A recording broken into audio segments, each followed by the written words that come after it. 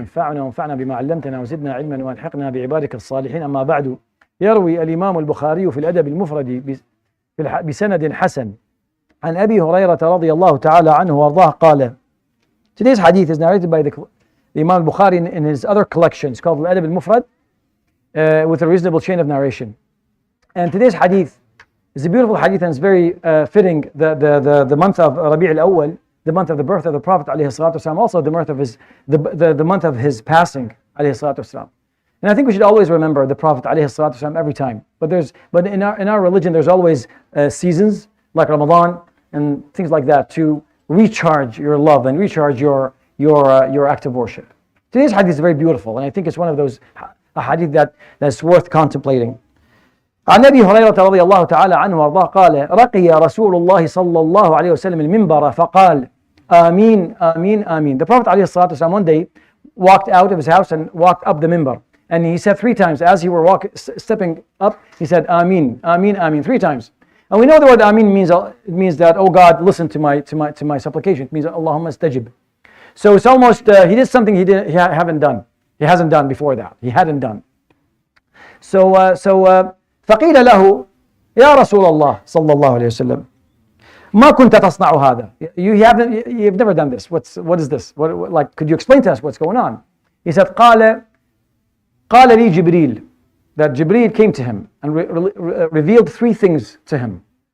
قال لي جبريل. So the first phrase, I'm going to explain we said the first phrase, explained it, but I'm going to focus on the 3rd phrase because this is what I want to talk to you about. قال رغم أنف عبد أدرك أبويه أو أحدهما لم يدخله الجنة. رغم أنف. رغم is from the word رغام. It means dirt, and anf is his nose. So this is a kind of like a word, an expression Arabs used when they're trying to just say some sort of a negative supplication or negative dua against you. They don't mean it, but they're trying almost to say that may Allah humiliate you for not doing this, for instance. So this is what the Prophet said. رَغِمَ أَنْفُ عَبْدٍ, that may Allah subhanahu wa ta'ala humiliate the person who lives and reach adulthood and his parents in his life, and then he doesn't enter Jannah after that. And the second part, فَقُلْتُ, and here the Prophet ﷺ says, Ameen. ثم قال رغم أنف عبد دخل عليه رمضان لم يغفر له. That may Allah subhanahu wa ta'ala humiliate this person that actually lives until Ramadan comes, enters to his life, and then now he doesn't get forgiveness. So these 2 phrases almost in modern terminology, almost the Prophet ﷺ is saying, are you kidding me? Someone, you've lived 40, 50, 60 years sometimes, and your parents are in your life, and you can't say anything good to them, that they may die in the status of satisfaction with you, that they're happy with you, and then Allah subhanahu, because if they have ridla, they have satisfaction to you, towards you, then Allah subhanahu wa ta'ala will have satisfaction. It's a kind of like one of those things that are so available that really you had so many opportunities and you missed it. And the same thing with Ramadan, the next phrase. He says, رَغِمَ أَنْفُ عَبْدٍ دَخَلَ عَلَيْهِ رَمَضَانَ لَمْ يُغْفَرْ لَهُ. That really, how many Ramadan have you lived? 40, 50, 60, 70, 80, how many years have you lived? Every time there's Ramadan, you've never been able to actually sit and maybe just that 1 second that you pour your heart to Allah subhanahu wa ta'ala, and Allah subhanahu wa ta'ala would look at you with an eye of acceptance and compassion and mercy, and then you get accepted. Now, so it's almost like these are very available, and it's very, very strange to the Prophet ﷺ that people don't take that benefit. Now coming to the 3rd phrase, where the Prophet ﷺ says, قال, Jibreel told him, رغم أنف عبد ذكرت عنده فلم يصلي عليك صلى الله تعالى عليه وسلم. That may Allah humiliate the person that you, Muhammad عليه الصلاة والسلام, are mentioned and he doesn't say sallallahu alayhi wasallam, out of reverence and respect and exaltation to the name of the Prophet alayhi salatu wasallam. See, so when you put the 3 together, that is so obtainable, so available to us that we don't do it as much as as many or as much as we think we need to. The Prophet alayhi salatu wasallam, we need to we need to remember him, because remembrance of the Prophet is an act of worship. If you follow up in the Quran, Allah subhanahu wa ta'ala always, He says, مَن يُطِعِ الرَّسُولَ فَقَدْ أَطَاعَ اللَّهِ, that he who obeys and listens to the Prophet alayhi salatu wasalam, as if he is listened to Allah, in the sense that the Prophet alayhi salatu wasalam is his messenger, his representative. You cannot overlove the Prophet alayhi salatu wasalam. You can't. It's impossible. Imam al-Busiri in his burda, he says, دع ما ادعته النصارى في نبيهم واحكم بما شئت مدحا فيه واحتكمي. Just don't say he is the son of God, like other groups have gone astray and said that. Just don't say. Just say he's a man. But then add to his status any level of positive, because any superlative adjective, it'll be okay. He deserves it and more. He says, دع ما ادعته النصارى في نبيهم واحكم بما شئت مدحا فيه واحتكمي وانسب إلى ذاته ما شئت من شرف وانسب إلى قدره ما شئت من عظمي. That just attribute any superlative attributes to him, it'll be okay. Just don't say he's the son of God. Just don't say that. And no one says that. Just don't say that. فإن فضل رسول الله صلى الله عليه وسلم ليس له حد, that his fadl, his service that he's given you and me and all of us has no boundaries. It's indefinite. ليس له حد فيعرب عنها ناطق بفمي, that someone can verbalize it. If you read the Quran, I always read the Quran in the sense, next time you read the Quran, read it in this with this mindset. It's a dialogue between Allah and the Prophet ﷺ, right?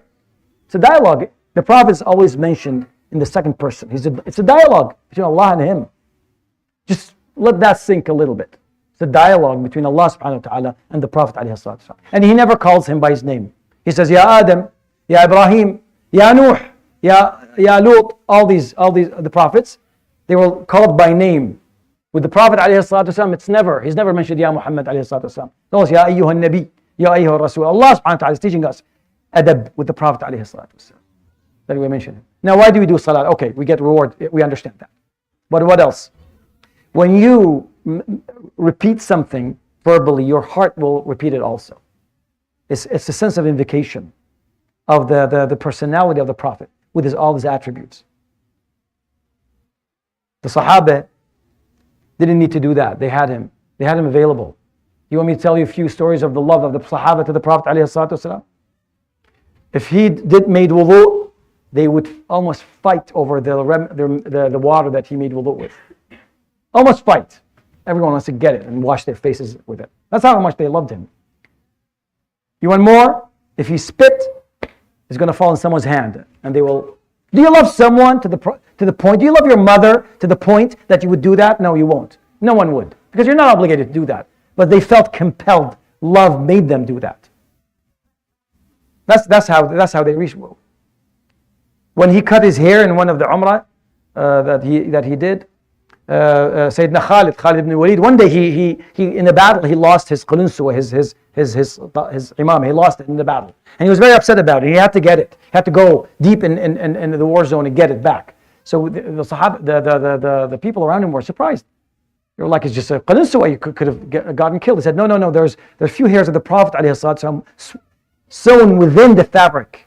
He said when he cut his hair, everyone went to the sides. I chased everyone and went to the front, to the nasiyat al-Nabi alayhi salatu wasalam. He took some of his hair in the front and he sewed it here in the front and he wore it. And he said, I never enter a battle wearing this qalunswa and I lose. I always win because the Prophet is present with me in his heart and with him.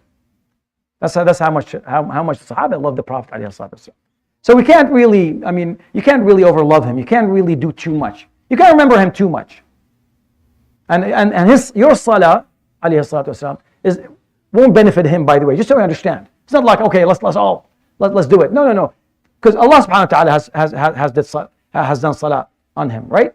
And that's the infinite salah. So you cannot add to infinite. Infinite is infinite. If you know math, you'll know that. Infinite plus anything is infinite. It doesn't matter at some point. Right? It's for you, really, for you to get connected with the Prophet ﷺ. That spiritual connection. You need that. You need him to be your role model. And I do apologize for taking too long.